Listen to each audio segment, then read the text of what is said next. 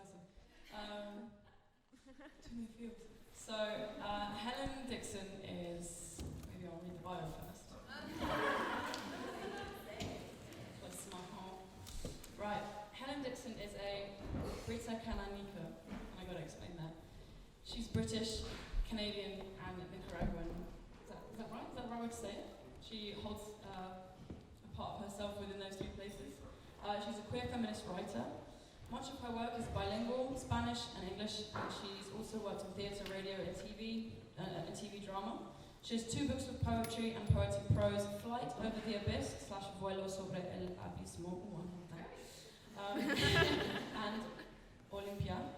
Her writing has been included in 5 anthologies and in literary publications in Canada, the Canary Islands, Mexico, Nicaragua, Brazil, Cuba, and the UK. Woo!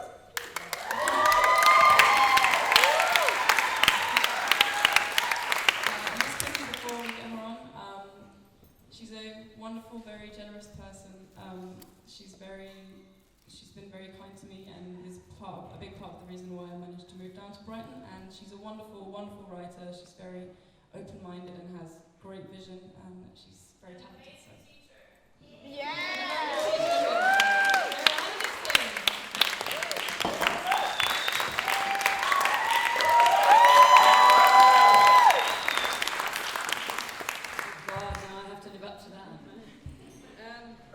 I'm going to start by everything that I'm going to read tonight has to do with what's going on in Nicaragua right now. I don't know if anybody's been following the news, but there's a massacre. The government's been massacring basically what's become a civil insurrection. And I have a lot of friends there who are under threat, and I mean, I can't even go into the detail of it, but so everything I read tonight is going to be basically as part of a kind of poetic denunciation of that situation, and I invite you to investigate a bit more about what's going on. A lot of people are in Britain, not a lot, but a few people in Britain are like ostriches with their left-wing heads in the sand and don't want to deal with the fact that someone who was originally a Sandinista has now become a patriarchal, authoritarian, killing government. They're turning the country into the killing fields, basically. So I will start by quoting from Vuelo, because Daniel Ortega, who's in charge of the government with his wife, who's the vice president, Rosario Murillo, the whole kind of root of the way this power has evolved has come from someone who is sexually abusive in his house and has sexually abused young Sandinistas and groomed them as they've come through the organization. So Vuelo says, a colonized country is founded on the rape of bodies and the logic of rape.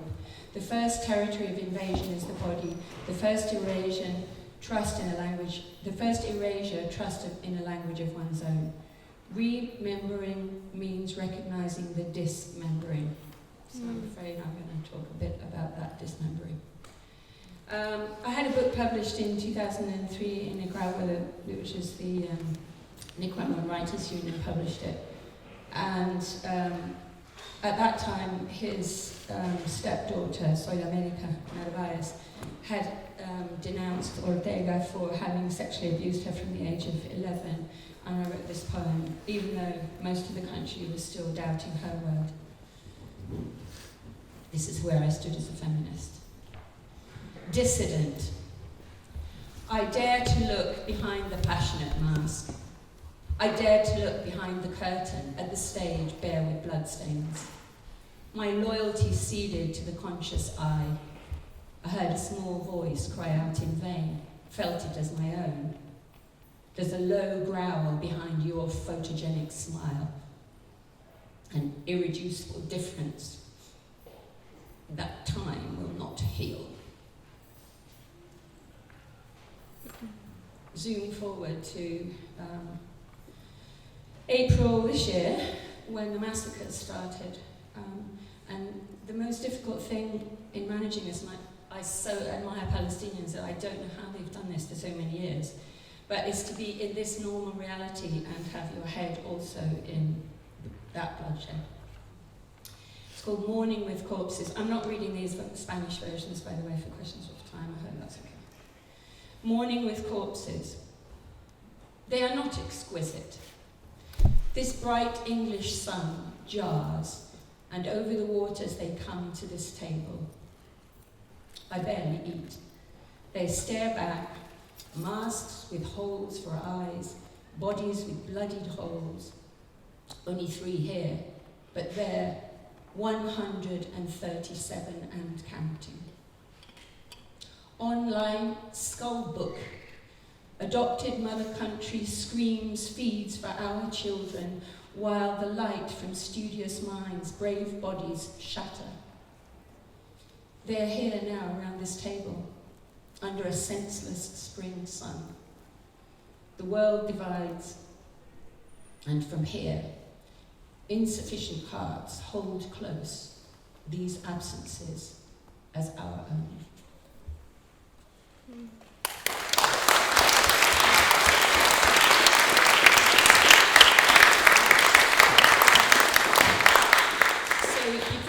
This was happening, I was already writing a body of work in experimental fiction that has to do with the history of colonisation, and especially like throwing some light on British colonisation of the Caribbean, of Nicaragua, but with also all of the present, because the linear time is an absurd colonial construction, and the history is in there.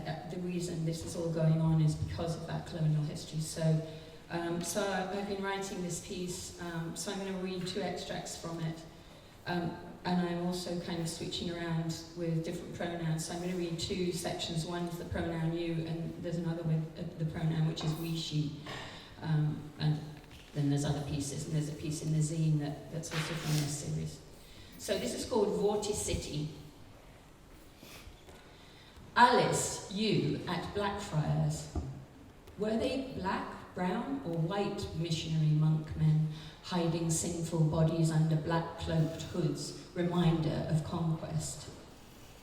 This place built on denial, the world's most beautiful train station, liminal node of passage, arrival, fluido, flujo, departure, beyond branch lines, flight, flux, moving bridge over tidal river flowing both ways, across your multi-directional, intersectional gaze, through glass showcasing the city, looks back at you, look at yourself in glossy captivity, admiring the view, inside the invisible border walls your passport made it through.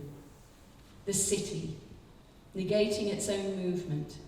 Time sped up in vortex here with the civilized politeness of hamster wheels, needs force, penetration, cement ejaculation into raped earth fixity, into vertical structures of violent thrones with names like walkie-talkie, echoing resistant ridicule, co-opted into urban folkloric affect, as their glass houses down to the East India docks, untouched among archaic foundational churches and colonial monuments to self-aggrandizement, to the god of fantasy money, to the killing machine forcing us all into exile.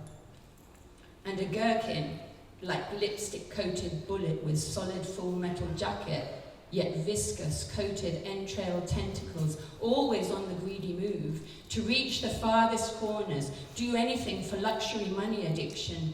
They, he, she, we, you, here, all feed on bodies swept under its fake carpets, out to the edges where the fabric frays from so much cleaning, trying to erase voices that echo from security cloistered maquila sweatshops, where sisters under overseers breathe into their bodies remnant threads of cloth, clothes on all our backs, retro, second-hand or first, their mechanical gestures repeat ad nauseum, torture production line, where a red light marks time in quotas, not hours, raised every day until midnight buses leave girls alone on tough streets like Juarez neighborhoods, where futureless boys gang for belonging as protector violators, masking the tutelage of born-again president and loyal wife, spouting prophetic poetic chants to cardinals, bishops, and evangelical pastors, doing the same convenient amen as multinational corporate ambassador overlords.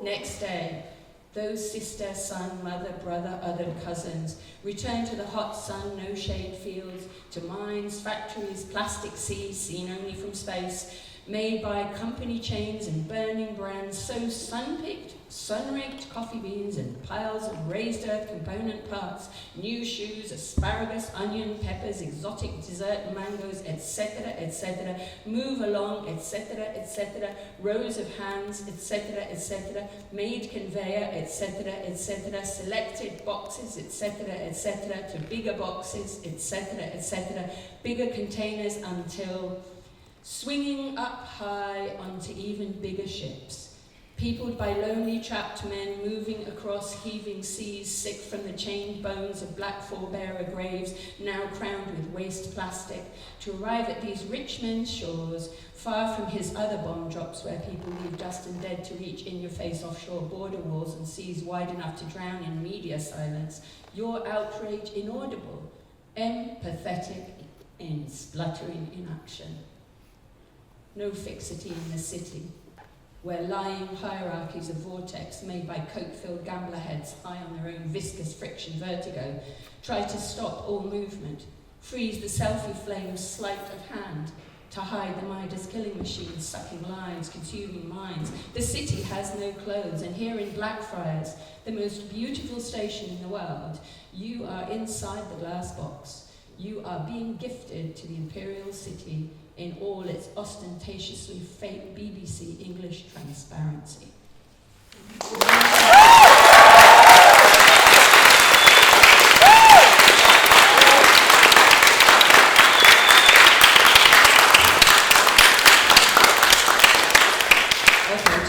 I'm just going to end it with this last one then to leave it on a slightly more optimistic note. This is another part from this same thing, which is Encounters in Time, we, she.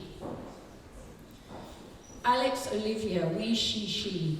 In that, my, our, not our mosquito shore, Caribbean, volcano, country, capital city, fractured heart, head, war-scarred and terremoteada, loving that waste ground made wild and shady in childhood, among revolutionary uncles, mothers' tales as mountain guerrilleras, potholes, potheads, internacionalista, Venezuelan, Mexican, southern cone, continental neighbors, Cuban doctors and asesores, and white, well-meaning brigadistas inspired by Nicaraguan youthful red and black urban fervor. Wrong language, re-wounding deep into the Cocowanqui River, Caribbean coast reggae singing out, autonomy, we need autonomy. In war siege, La Mística froze international patria or die state security. Kids running ragged next to the Diplotienda, development projects, remade petty dictatorships until hippie sandalistas arrived and they became evangelical missionaries and tourist bystanders, fluttering sweaty into aire acondicionado airports, ready for magazine paradise with old white men swimming trunks drunk on guess whose bodies and how old. History repeats. We there now, means resistance and movement. We means flexi-feminist, eco-student, bio-dance, decolonial trailblazers running wild into repertoires of rupture as banshees, cineasta, activist, artist, reflectivist, you namist. The mural walls, once rojinegro, once bourgeois whitewash, now conspiratorial street art glee, ours, against groaning grey scaffolds of power that keep 4-year-old child at traffic lights, cleaning SUV windows, cleaning SUV windscreen, window tightly shut to keep cool air in and heat and hot stench reality out. Kids seen as cheap sweets to the all-consuming gaze of femicide execs and loyal party hacks who can't spare them a quarter of their dollars.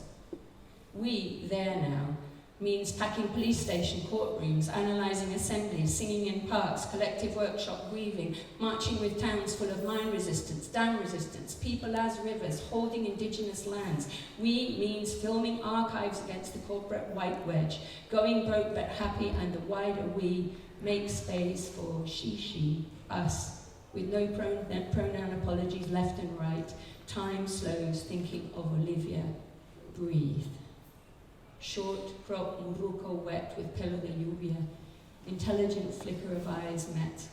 A barcled nexus, her stroke, fragile head in his hands. Plain room with rattling cheap market fan clothes rack. Wooden from Wembe's. Makeshift sideways crates whirled upside down on the floor. Bookcase stuffed full against a generous sponge mattress. Throw, reminder of Dalí cousin Jules. Air of patchouli we shared. Everything down to moon cups. Breathe. Lips on nipples. Freed from ironclad parapets bought by small-town politician mother, eager to own the birthed she-body and disown the glimpse of truth in every shivering surface, dark, hollow. Olivia's bones as we she's move from ruinous heat escombros to imagine green mountain valleys, palm of hands to cradle us, hush, hush, rush of rain on tin roof, sending us to sleep. Breathe. Breathe, breathe. We shishi, we shishi, we shishi, we shishi. We shishi, we shishi, we shishi. We shishi, come to this encounter, cross these porous borders, sifting, shifting breath of open seas.